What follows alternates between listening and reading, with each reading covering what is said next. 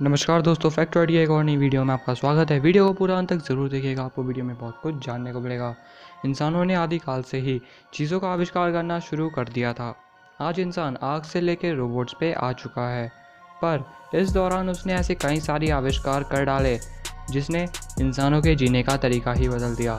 पर इस दुनिया में कुछ ऐसे इन्वेंशंस भी हुए थे जिन्हें बड़ी कंपनीज़ ने या बड़े लोगों ने आम लोगों तक पहुँचने नहीं दिया, या तो वो इन्वेंशन छुपाए गए। सो आज हम top 7 potentially world changing invention की इस लिस्ट को स्टार्ट करते हैं। नंबर 1 पे आता है ग्लोबल वायरलेस पावर। आप में से कई लोग निकोला टेस्ला को तो जानते ही होंगे, और अगर आप में से कुछ लोग नहीं जानते तो मैं आपको एक उनका शॉर्ट रिव्यू दे दूं कि निकोला टेस्ला की वजह से ही आज हमारे घरों में इलेक्ट्रिसिटी आती है। पर उनका एक सपना था कि वो इलेक्ट्रिसिटी को एक जगह से दूसरी जगह बिना तारों के कंडक्ट कराना चाहते थे, और इसी सपने को साकार करने के लिए उनके पास एक आइडिया था, और उस आइडिया का नाम उन्होंने दिया था ग्लोबल वायरलेस पावर। उन्होंने 1819 को ये पब्लिकली अनाउंस भी किया था कि उनका यह इन्वेंशन पूरी दुनिया को पावर दे पाएगा, वो भी बिना तारों के। और इस प्रोजेक्ट के लिए उन्होंने इन्वेस्टर्स को भी खोज लिया था, जो कि थे एक बैंकर जिनका नाम था जेपी मॉर्गन। बट इन्वेस्टर्स के पीछे हटने की वजह से और बहुत सारी प्रॉब्लम्स फेस करने के चलते निकोला टेस्ला को अपना ये प्रोजेक्ट बीच में ही रोकना पड़ा। आपको क्या लगता है कि अगर ये प्रोजेक्ट आज समाज के बीच में होता तो आज समाज में क्या क्या बदलाव होने थे? अपनी राय हमें कमेंट बॉक्स में ज़रूर बताएं। नंबर 2 पे आता है क्रोनोविजन। 1972 में एक इटालियन न्यूज़पेपर ने एक बहुत ही शॉकिंग खबर छापी थी, जिसमें एक सीक्रेट मशीन के बारे में बताया गया था, और उस मशीन का नाम था क्रोनोविजन। ये मशीन आपको पास्ट दिखा सकती थी, और उस न्यूज़पेपर के आर्टिकल के हिसाब से ये आपको जीसस क्राइस्ट की डेथ भी दिखा सकती थी। और ये भी माना जाता है कि उस मशीन का आविष्कार एक प्रीस्ट फादर पेलेग्रिना ने किया था 1950s में। ओरिजिनली फादर पेलेग्रिना पहले एक फिजिसिस्ट थे जो फिज़िक्स में बहुत रुचि रखते थे, लेकिन बाद में वो एक प्रीस्ट बन गए। और कई लोगों का यह मानना है कि ये मशीन आज भी रोम के किसी बंद कमरे में मौजूद है। नंबर 3 पे आता है स्टारलाइट।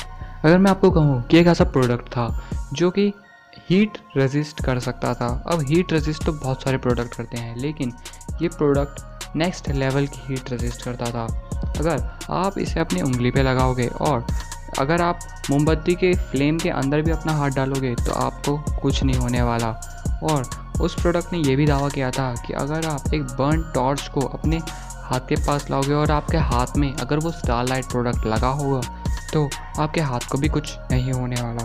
असल में ये स्टारलाइट प्रोडक्ट एक केमिस्ट और हेयर ड्रेसर मॉरिस वार्ड द्वारा 1980s को बनाया गया था, और माना जाता है कि ये एक्सट्रीम हीट को सह सकता था।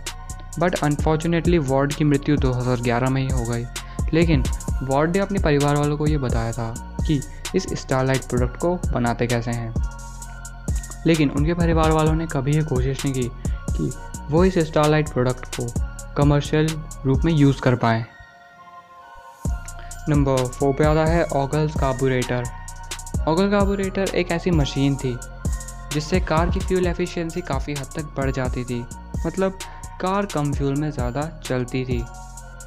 टॉम ऑगल ने ऑगल कार्बोरेटर का इन्वेंशन 19 साल की उम्र में किया था, लेकिन तब उन्हें इसे चलाना नहीं आता था। लेकिन एक दिन जब वो लॉन मूवर चला रहे थे, यानी घास काटने की मशीन, तो उनकी मशीन का एक पार्ट डैमेज हो गया।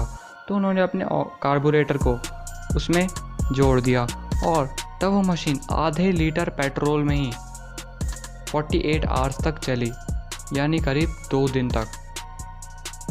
और तब उन्होंने अपनी इस मशीन को अपनी कार पे, जो कि थी फोर्ड गैलेक्सीज की, उस पर बहुत ट्राई किया। वो कार पहले 1 लीटर में सिर्फ 36 किलोमीटर ही चलती थी, लेकिन 1970 में उन्होंने फोर्ड गैलेक्सीज को 1 लीटर में 100 किलोमीटर चला के दिखाया, और ये प्रूव करा कि ये कार्बोरेटर बहुत अच्छी फ्यूल एफिशिएंसी करता है।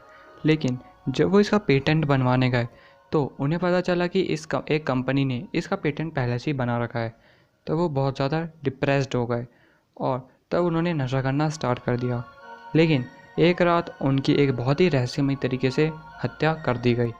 और जिस कंपनी ने ये दावा किया था कि उनके पास इसका पेटेंट है, वो कंपनी भी उसके बाद सामने नहीं आई, जिससे हमें पता चलता है कि बड़ी बड़ी फ्यूल कंपनीज़ ने अपना निजी स्वार्थ के लिए लोगों का भला नहीं चाहा। आपको क्या लगता है कि अगर ये ऑगल्स कार्बोरेटर अभी इस प्रेजेंट टाइम में यूज़ हो रहा होता, जहाँ पे पेट्रोल की कीमतें आसमान छू रही हैं, तो कितना बदलाव हो जाना था? आप अपनी राय हमें कमेंट बॉक्स में लिख के बता सकते हैं। नंबर 5 पे आता है फ्लेक्सिबल ग्लास।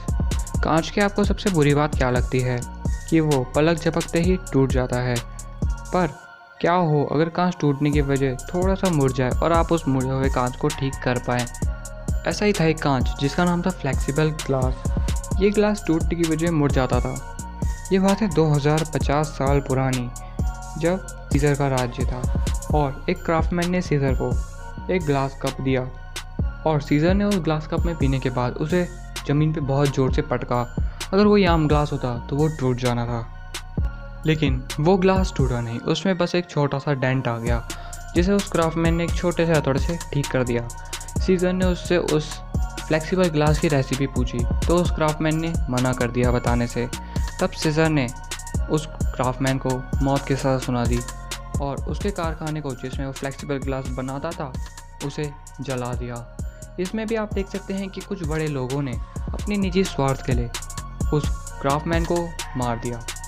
और सीज़र का मानना था कि अगर ये फ्लेक्सिबल ग्लास मार्केट में लॉन्च हो जाता तो ये गोल्ड और बाकी बहुमूल्य चीज़ों की कीमत को कम कर सकता था। नंबर 6 पे आता है स्लॉट डिजिटल कोडिंग सिस्टम।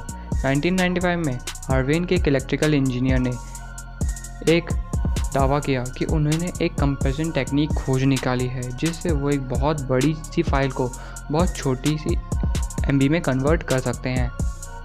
और स्लॉट ने फिलिप्स के साथ एक कॉन्ट्रैक्ट भी साइन कर रखा था, लेकिन जिस दिन उन्हें अपना ये सोर्स कोड फिलिप्स को देने जाना था, लेकिन उसी के कुछ दिन पहले ही उनकी एक रहस्यमयी तरीके से हार्ट अटैक में मौत हो गई और उनकी मौत के साथ ही वह सोर्स कोड भी उनकी कब्र के साथ चला गया।